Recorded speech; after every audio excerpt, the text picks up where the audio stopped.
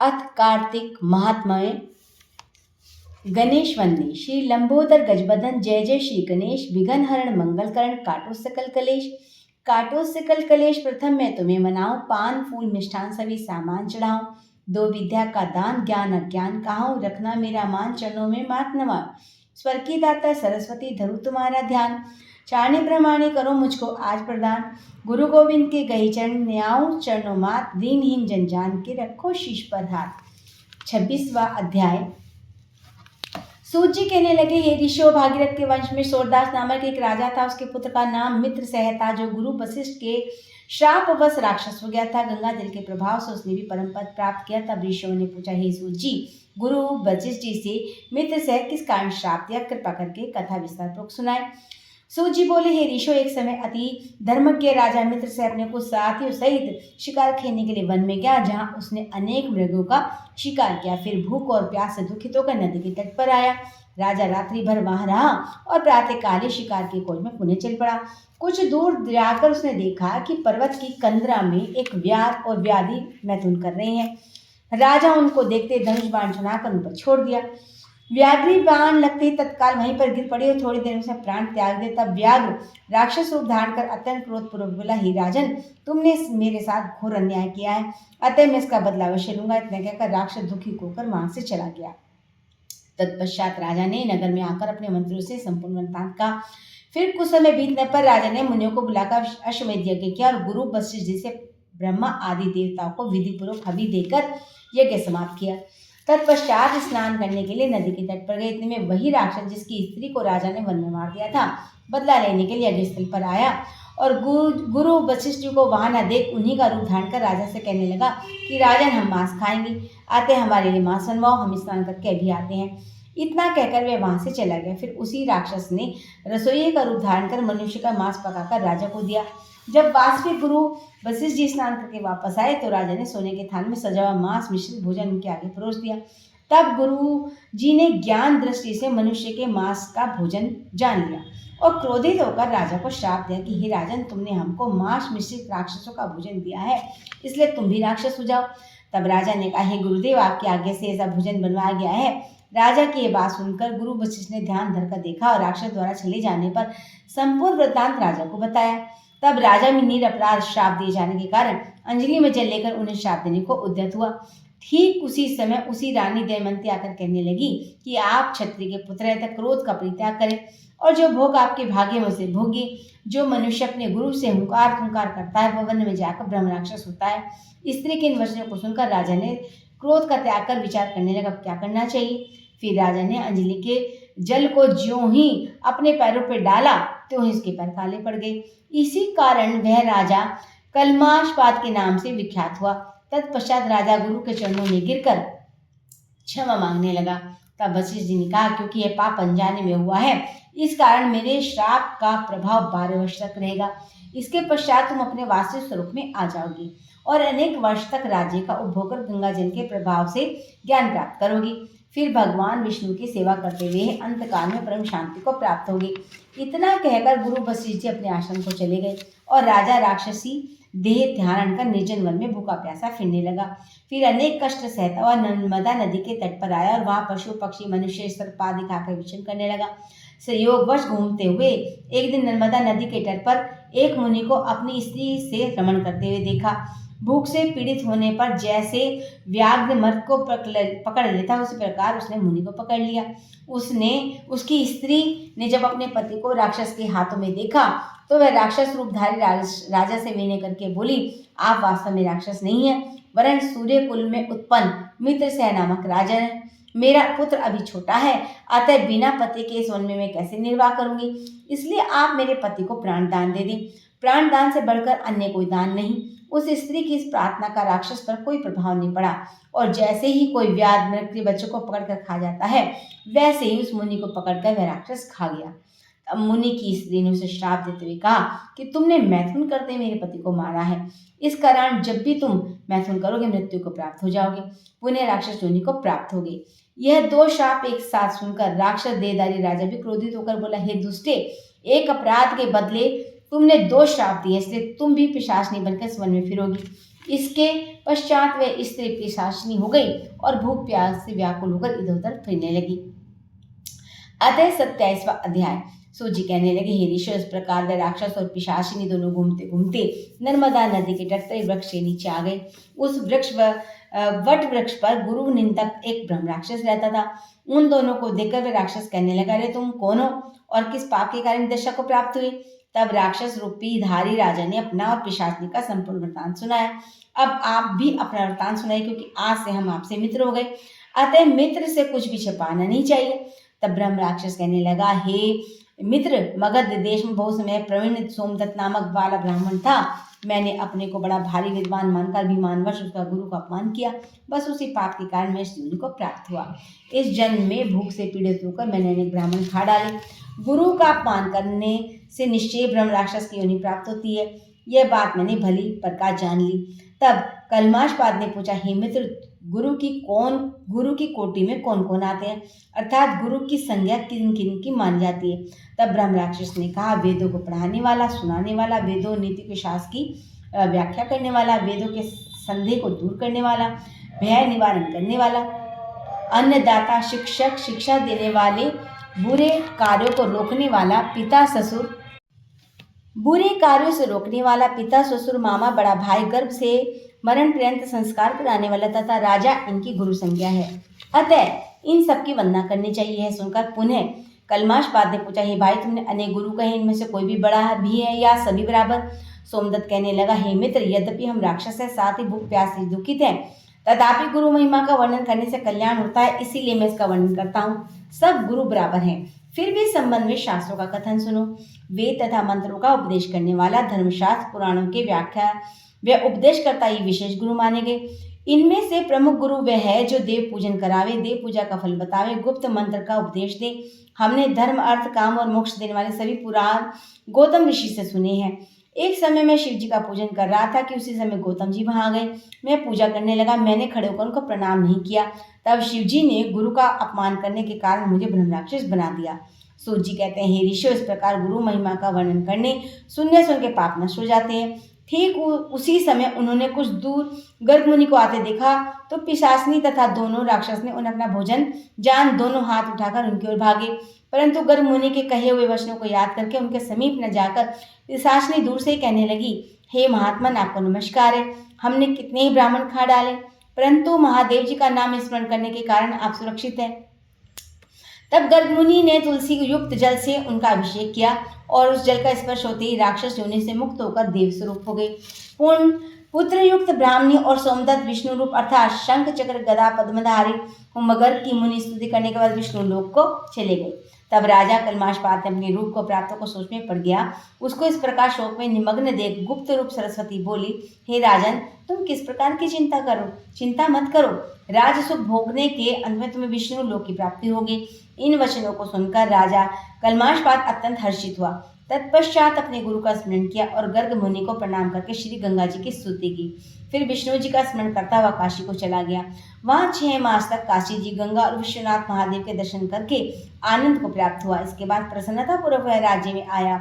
तब गुरु जी ने उसका तिलक किया। इसके पश्चात अनेक भोगों को भोगकर अंतकाल में मोक्ष को प्राप्त हुआ। सूत जी ने ऋषि से कहते हैं कि इसमें आश्चर्य की कोई बात नहीं। भगवान का गुणगान करने तथा काशी का सेवन करने से मनुष्य को निश्चय मोक्ष की प्राप्ति होती है। गंगा के स्नान मात्र से करोड़ जन के पाप दूर हो जाते हैं। 28वां अध्याय। इतनी कथा सुनने के बाद ऋषियों ने कहा, हे सूत जी, अब कार्तिक शुक्ल अष्टमी जिसे गोपाष्टमी कहते हैं उनका महात्म्य सुनाए, कृपा करें। सूत जी बोले, हे ऋषियों, बाल्यावस्था में भगवान कृष्ण बड़े बछड़े चढ़ाया करते थे। कार्तिक शुक्ला अष्टमी से उन्होंने गाय चराना प्रारंभ किया। इसी से अष्टमी गोपाष्टमी कहलाती है। सब मनोकामनाओं की पूर्ति करने इस दिन गो का पूजन करें, फिर प्रदक्षिणा करके गो के आगे पीछे तक दूर तक चले। श्री कृष्ण भगवान जी की परम प्रिया श्री राधा जी के नाम से विख्यात राधा कुट में स्नान करके जो कोई व्यक्ति श्री कृष्ण जी का पूजन करता है उसके संपूर्ण पाप गोधूलि से नाश हो जाते हैं। इस दिन सायकाल गोधूलि के समय गौओं के पीछे पीछे चलने से अनेक जन्मों के पाप समूह नष्ट हो जाते हैं। इस दिन गौ का दान करने से असंख्य गौ के दान का फल मिलता है। यदि संयोगवश इस दिन सायकाल के समय श्रावण नक्षत्र हो और वह जयंती योग हो तो उसमें स्नान दान आदि करने से मनुष्य को शीघ्र मोक्ष की प्राप्ति होती है। अतः 19वां अध्याय। राजा पृथु ने कहा, हे नारद जी, आप वे शास्त्र पुराणों के ज्ञाता हैं, सो कृपा करके ये बताइए किस देवता की कितनी कितनी परिक्रमा करनी चाहिए, उसका क्या फल है। यह वार्ता सुनकर नारद जी कहने लगे, देवी की 1, सूर्य की 7, अग्नि की 7, गणेश जी की 3, शिव जी की आधी, पितरों की 3 अथवा 4 और पितृ की 3 अथवा 4, विष्णु की 4 परिक्रमा होती है। इस संबंध में ब्रह्मा जी द्वारा कहा गया इतिहास सुनो, जो बृहस्पति जी और इंद्र जी का संवाद है। वैवस्वत मनवंतर में एक बार सब देवताओं सहित इंद्र ने बृहस्पति के पास आकर उनसे पूछा, हे गुरुदेव, ब्रह्मकाल से पहले सृष्टि कैसी थी, इंद्र आदि देवतागण कैसे थे तथा इनका क्या कर्म था। यह सुनकर बृहस्पति जी कहने लगे, उस समय की बात तो हम भी नहीं जानते, क्योंकि उस काल को बीते अब तक 6 मनवंतर हो चुके हैं, परंतु आप ही की नगरी में सुधर्मा नामक वाला है, सब कुछ बता सकता है, अतः उसके पास चलें। तब इंद्रादि देवताओं को साथ लेकर बृहस्पति सुधर्मा के पास आए। सुधर्मा जी ने गुरु सहित इंद्रादि देवताओं तथा विधि पूर्वक पूजन और आदर सत्कार किया। इधर इंद्र सुधर्मा फिर उसने पूछा, हे सुधर्मा, इतनी राज लक्ष्मी वैभव तुम्हें कैसे प्राप्त हुआ, साथ ही तुमने ऐसा कौन सा यज्ञ दान तप किया जिससे ब्रह्मकल्प से पहले की बातें जानते हो। सुधर्मा ने कहा, हे इंद्र, जब 4 युगों की 1000 चौकड़ी बीत जाती है तब ब्रह्मा जी का एक दिन होता है। उस दिन में 14 मनु और इंद्र होते हैं। जब हम विष्णु लोक में थे तब वहां पर रहते हमारे सामने इतने ब्रह्मा हो चुके कि हम उनकी गणना नहीं कर सकते। उसके बाद जब हम यहाँ स्वर्ग में आए तो हमने जो भी कुछ अच्छा कर्म करके इतनी लंबी आयु पाई उसका विवरण सुनो। पहले जन्म में मांस भक्षी युद्ध गृद्ध था। एक समय कार्तिक शुक्ला नवमी को श्री विष्णु के मंदिर में बैठा हुआ था। एक शिकारी ने आकर बाण मारा जिससे घायल होकर मैं विष्णु मंदिर में आ गिरा। उस समय मांस के लोभी एक कुत्ते ने मुझको आकर पकड़ लिया। उसे देखकर अन्य कुत्ते भी वहां आ गए। वह कुत्ता उनसे डरकर मंदिर के चारों चक्कर काटने लगा। अन्य कुत्ते भी उसके पीछे पीछे भागते रहे। इस प्रकार सबकी प्रदक्षिणा हो गई। इस बीच मेरी मृत्यु हो गई। अब प्रदक्षिणा से भगवान अत्यंत प्रसन्न हुए और मुझको परम पद दिया। यह बात सुनकर इंद्र अत्यंत प्रसन्न हुआ। उन्होंने भी विधि पूर्वक भगवान का पूजन प्रदक्षिणा की। नारद जी कहते हैं, राजन, कार्तिक शुक्ला नवमी सतयुग की आदि तिथि है। उस दिन भगवान की पूजा, प्रदक्षिणा, व्रत, दान, तप और यज्ञ करने से कई गुना फल मिलता है। यदि कार्तिक कृष्णा नवमी को मथुरापुरी में जाकर भगवान का पूजन प्रदक्षिणा की जाए तो उससे अनंत फल की प्राप्ति होती है। प्रदक्षिणा करने से जितने जितने पग उठते उतने ही कुल वैकुंठ वास करते हैं। यदि मथुरापुरी बहुत दूर हो तो अन्य किसी धार्मिक स्थान पर प्रदक्षिणा करें। यदि यह संभव न हो तो ब्राह्मण विष्णु की प्रतिमा गोया गोय के स्थान पर तुलसी शालिग्राम की मूर्ति की भी प्रदक्षिणा कर ले। समुद्र सहित संपूर्ण पृथ्वी की परिक्रमा करने से जो फल प्राप्त होता है वह तुलसी और शालिग्राम की प्रदक्षिणा करने से प्राप्त हो जाता है। कार्तिक शुक्ल पक्ष की नवमी को गो, ब्राह्मण, देव, मंदिर, तुलसी वन, साधु, वैरागी, परमहंस, गृहस्थ, वेद, उपवेद, पुराण ये सब ग्राम में ही निवास करते हैं। इसलिए ग्राम की प्रदक्षिणा करनी हो तो प्रातः काल उठकर शौच निस्तारी नित्य कर्म से निवृत्त हो कमंडल हाथ में लेकर ओम नमो भगवते वासुदेवाय मंत्र का जाप करते हुए सूर्य उदय से पहले आरंभ करें। ब्राह्मण, देवी स्थान, तुलसी, शालिग्राम की मूर्ति की परिक्रमा सूर्योदय के बाद भी कर सकते हैं। अतः 30वां अध्याय। राजा पृथु ने पूछा, हे नारद जी, भीष्म पंचक व्रत जो कि भगवान को अत्यंत प्रिय है किस कारण प्रसिद्ध हुआ। तब नारद जी ने कहा, हे राजन, यह व्रत अनादिकाल से परंतु बीच में लुप्त हो गया। अब फिर ये कैसे प्रसिद्ध हुआ सो कथा सुनो। श्री कृष्ण जी ने भीष्म जी को यह व्रत बताया तो उन्होंने ही सर्वप्रथम इसे किया। इसी कारण यह व्रत भीष्म पंचक के नाम से प्रसिद्ध हुआ। हे राजा पृथु, महाभारत युद्ध से पहले पांडवों की ओर से जब भगवान श्री कृष्ण कौरवों को समझाने के लिए गए तो सर्वप्रथम विदुर जी के पास पहुंचे। विदुर जी ने उनका अत्यंत आदर सत्कार किया। तत्पश्चात श्री कृष्ण जी भीष्म के पास गए। वहां उन्होंने कुशल क्षेम श्री कृष्ण जी ने अपने आने का वृतांत भीष्म को सुनाया। तब भीष्म जी कहने लगे, भगवान, तीनों लोगों के स्वामी होते हुए आप केवल पांडवों के दूत बनकर क्यों आए हैं तथा पांडवों के प्रति इतना प्रेम होने का क्या कारण है। तीनों लोग आपके वश में। पांडवों ने ऐसा कौन सा व्रत तप यज्ञ किया, उनके पास ऐसा क्या वशीकरण है जिनके कारण आप उनके वश में हो गए। तब श्री कृष्ण जी ने मुस्कुराकर कहा, हे गंगा पुत्र, यद्यपि यह वार्ता अत्यंत गुप्त है तथापि इस समय तुमसे कहता हूँ। दरअसल उन्होंने ऐसा व्रत किया जो मुझको अत्यंत प्रिय है, इसी कारण मैं उनके वशीभूत। अब तुम उसका वृत्तांत सुनो। प्राचीन काल में उज्जैन नामक नगरी में कवि, शुचि, दंत और हंस नामक 5 ब्राह्मण रहते थे। वे सभी वेदों के ज्ञाता, युवा, रूपवान, गंधर्व विद्या में निपुण थे। वे सभी दिशाओं में भ्रमण करके अपनी ज्ञान विद्या द्वारा पर्याप्त धन प्राप्त किया करते थे। एक बार वे मथुरापुरी में सुबीर नामक राजा के दरबार में पहुंचे। संगीत कला में निपुण होने के कारण राजसभा में का प्रदर्शन करने की इच्छा व्यक्त की। वे 4 दिन तक उपवास परम पवित्र यमुना जी में स्नान करते थे। फिर उन्होंने किसी से राजा का संपूर्ण वृत्तांत सुना। उसने बताया कि राजा की कादम्बरी नामक अत्यंत सुंदर भूपत्नी है। वह संगीत विद्या में निपुण, मधुरकंठी, नृत्य में अत्यंत प्रवीण, रूप लावण्य योग में अद्वितीय है। वह प्रतिदिन राजा के सम्मुख एकांत में नृत्य और गायन करती है। यह सुनकर वे पांचों तक ऐसे स्थान पर जाकर खड़े हो गए जहाँ से कादम्बरी के नृत्य तार शब्द सुनाई पड़ता था। फिर राजा के आने जाने वालों के समीप जाकर कहने लगे, बड़े दुख की बात है कि आपके राजा के पास नृत्य कला का जानने वाला कोई नहीं। वीणा के तार बराबर नहीं तो तार ढीले हैं, बाजे पर नृत्य भी शुद्ध नहीं। यह बात किसने राजा से जाकर कह दी। राजा ने जहाँ पर कादम्बरी का नृत्य हो रहा था उन पांचों को बुलाया। वहां पहुंचकर उन्होंने राजा को आशीर्वाद दिया और बैठ गए। कादम्बरी ने उनको संगीत विद्या में अति निपुण जानकर विषय नृत्य किया। जब उसने चक्र में ताल दिया तो उन ब्राह्मणों ने उसको रोक दिया। उसने चक्र छोड़ तथा योग्य ताल दिया मगर चक्र खंडित नहीं किया। कादम्बरी के इस गुण और रूप माधुरी को देखकर पांचों उस पर मोहित हो गए। कादम्बरी भी उन पांचों को देखकर मोहित हो गई।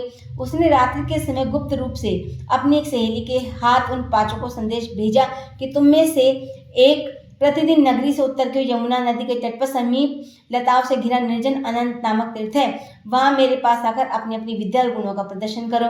उस समय मैं भी अपनी वीणा और राग का कौशल दिखाऊंगी। भगवान कहते हैं, विष्णु जी, एक ब्रह्मचारी जो मेरा भक्ता दुष्ट संगति से बचने के लिए गांव से अत्यंत दूर रहता था, उन दिनों वह भी भीष्म पंचक व्रत करके दिवाली में मेरा पूजन किया करता था। कार्तिक शुक्ल एकादशी के दिन उन संगीतज्ञ ब्राह्मणों में से कवि नामक ब्राह्मण भी उस दिवाली में आया। कादम्बरी भी वहां पहुंच गई। वहां मेरे भक्त ने जिस प्रकार पूजन किया, कवि नामक ब्राह्मण ने भी वैसा किया।